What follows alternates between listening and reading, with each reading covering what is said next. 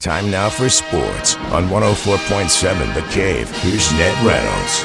Mike, the intern, Ned Reynolds, back in the studio Tuesday morning. So for the first time in a long time, I'm sitting there Monday night going, what in the hell am I going to watch tonight? No college football, no Monday Night Football, no playoffs. I luckily, there's a new Game of Thrones show that just started on HBO that I really like. So I watched that last night because it was too late Sunday and I wanted to go to bed. But so luckily it was okay. Crisis averted. But the hell did you watch? Watched the number one team in America play last night, and it was a rather interesting game. You see, I operate in a different venue from you. I would have watched Game of Thrones too, but the number one team had to be viewed. They're undefeated, still are, but just barely. Now you look at the score, and oh my God, this must have been a great game. It was not. Arizona, Brigham Young is a really good basketball team, and when you're playing them on their court, the Marriott Center in Provo, Utah, you're going to be in for a tough time. They only had 19,000 last night for the game, and none of them shut up the entire game. Anyway, that's beside the point. Arizona had as much as a 19, 20-point lead in the game, and with 1 minute to go, this is Arizona's number one team in the country, and they are undefeated, 20-0 going into this game, led by 10 with about a minute and 10 seconds to go. Oh, my goodness sake. That's when it really got rough.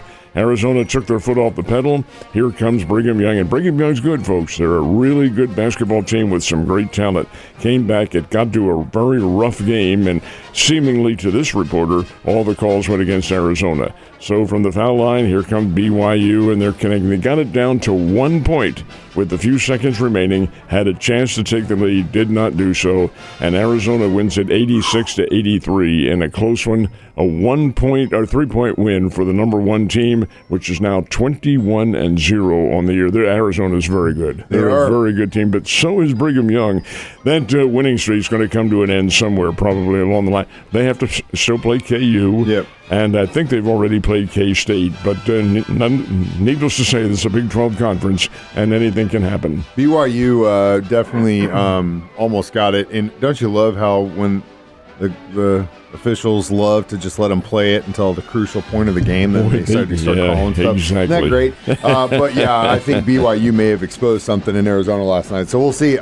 Speaking of college basketball, one of the Bears back out on the court. They play tomorrow night, and I think the weather conditions are such that it's not going to be a difficulty for them. Playing Sam Houston out of Huntsville, Texas, and this is the first time the Bears have played the Bearcats from Sam Houston. Missouri State's 12-8 and coming off a 2-game winning streak on their western run through New Mexico and Texas. And the Sam Houston Ball Club is 13-7. The Bearcats are pretty good basketball team. This will be a nice one.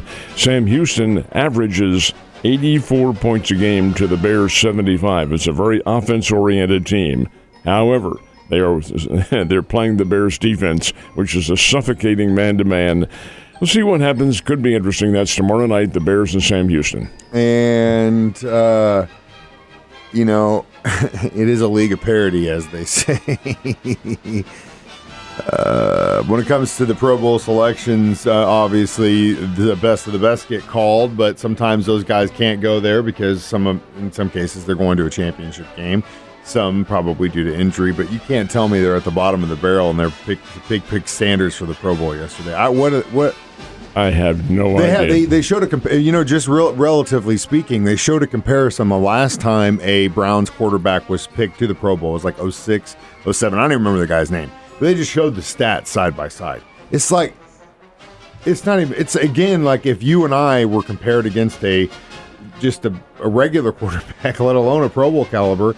Is this a pay-for-play situation? Mike, I have no idea why he was chosen, and they don't have to. They being the NFL doesn't have to explain why he was. You still have, you're right. There are injuries, Mahomes can't play, and Drake May is in the Super Bowl game, and there are other quarterbacks who are around and were available. And there are still some who could play. Rodgers, for instance. Aaron Rodgers could be in there. They may, and I don't know this, but they may have turned it down. They may have said, hey, why? This Pro Bowl All-Star game is actually flag football. It is non-contact, and it comes up, I believe it's next Tuesday night that they'll play, and the game is going to be at Moscone Stadium in San Francisco. They're not going to a huge venue. It's a capable one, but not huge. And it's the NFL's way of not having a lot of contact in the offseason and risking injuries. So I guess they said, hey, here's Shedeur Sanders. We'll give him a shot, and we'll let him play in this game. But from a talent standpoint, I'm not saying he's not talented. Don't misunderstand, but he hasn't proven himself, and yet he is there in that All-Star game. It's, we expect nepotism to exist in Hollywood and in the music industry and things like that. But when it comes to professional sports, I mean, you got to prove it on the field. And this Nepo stuff is really starting to be kind of crazy. Last time we talked about that Arizona BYU game. But as far as ladies go, is the number one still the number one? They will play tomorrow night, and yes, they're going to be number one. Defending champion UConn, the Connecticut Lady Huskies, they've only won 36 straight games, 36 consecutive, and 58 in the Big East Conference. Now, admittedly, the Big East Conference, which has a number of named schools in it and is very good in men's basketball, it might be a little bit shaky with the women. But anyway, Connecticut plays Xavier, and that'll be tomorrow night. They have a non-conference game coming up on Sunday. Now, Connecticut does this every year, and it existed back when Pat Summitt was the coach at Tennessee. She and Gino Auriemma, let's say they had a rivalry, so they scheduled each other, and they played every year. Well, Pat Summitt's gone now. Gino is not, and the series has continued, and those two, Connecticut and Tennessee's pretty good. They will play on Sunday, but the next game up is Xavier, the Lady Musketeers, if you can call it that, and that game is tomorrow night.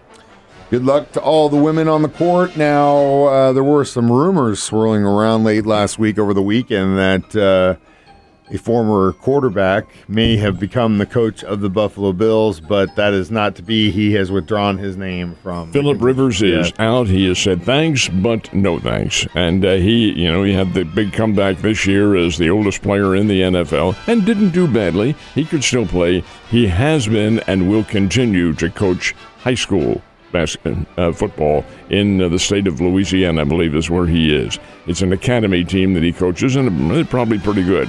But is he going to the Buffalo Bills? Not going to be involved in their program. We'll see what they do. Maybe he could take that job in Colorado and actually show him. What happened down under? Any more drama in the Australian Open? Only one today. Now, the ladies are playing their quarterfinal matches today, and Coco Gauff is already out of it, but Aryna Sabalenka is in the winner's circle.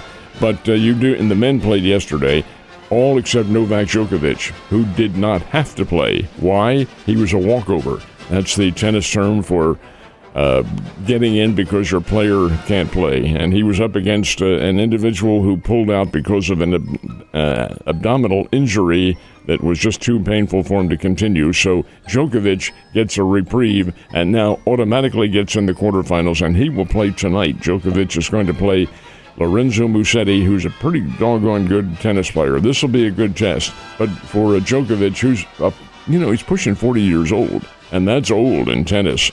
To be at this status, upper level quarterfinals of a Grand Slam that he has won 10 times, it's pretty good. Hopefully he's doing some stretching unlike his opponent, Ned. Have a great day, and I'll see you tomorrow.